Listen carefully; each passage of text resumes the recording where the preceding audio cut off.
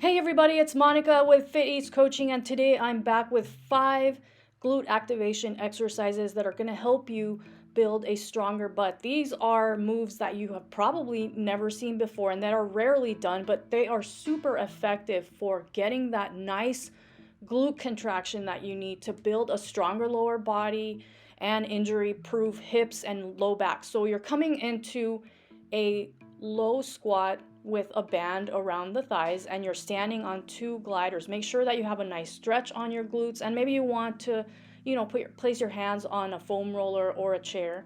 And you're just going to glide 1 foot out. Now the goal here is to maintain that stability with the leg that is not moving. So the leg that's moving is providing the resistance for the side that isn't moving. That's really the working side.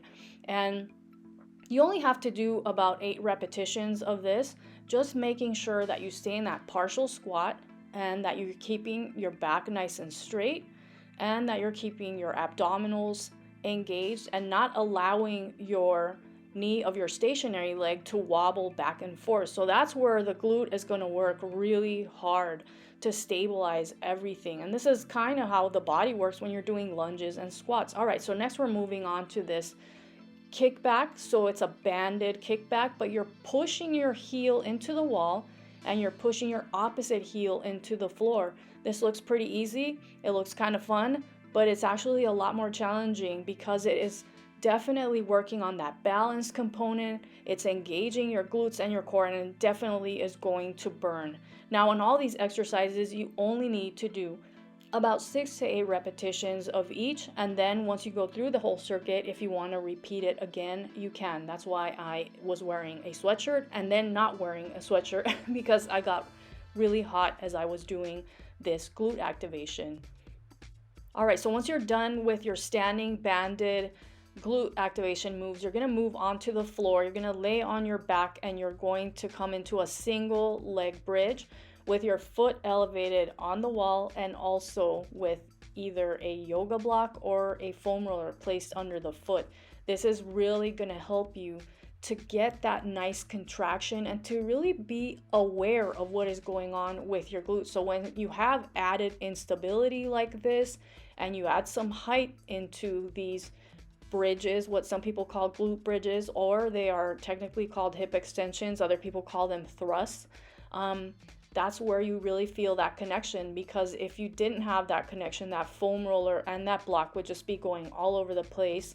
Your foot would fall off of there and then your hips would slam down onto the ground. So you have to become more aware, and that's why we use these tools with clients that have a really hard time feeling their glutes when they're doing exercises. They feel like nothing is working. They feel like they're using all the wrong muscles to do bridges and hip extension type exercises. And so these are the types of things that are going to help you become more aware of the muscles that need to be working. Very important with this exercise as well is to really engage through those deep abdominals so you have that full support system happening in your core and in your glutes. That's what supports you when you're doing all other movement like squats, lunges, rows, plank work. Everything that you do relies on glutes. Even a push-up uses the glutes, believe it or not. So this stuff is pretty important. And a lot of times regular glute bridges just with your feet on the ground just don't do it for some people. So this stuff is really going to make a difference. If you don't want to use a yoga block or a foam roller, you could also elevate your foot onto a plyo box, a bench, a couch, a chair. All those things are going to definitely help you. Just make sure that you're keeping the weight in the heels. All right, once you're done again with 6 to 8 of this, you're going to move on to the side lying abduction using a glider or a towel. The main and most important thing with this exercise is to position yourself in front of a wall at a bit of an angle.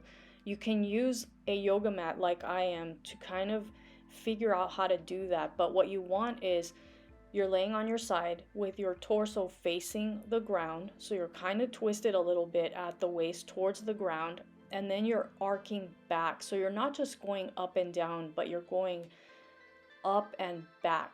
and squeezing at the top and maybe pausing for a second or two at the back so that you can really feel that connection. You can even place your fingertips on your glutes, place your hand back there to make sure that you're getting that full contraction. And then on your last rep, you may want to hold it for maybe 5 seconds, 10 seconds to really feel that connection with your glutes.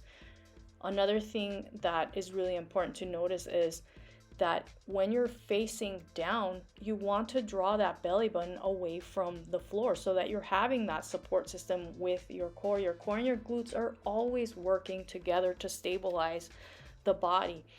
Why is it important to hold a glider or a towel on your foot? Because that's providing more resistance, and it's also making you aware that you're pushing something into the wall.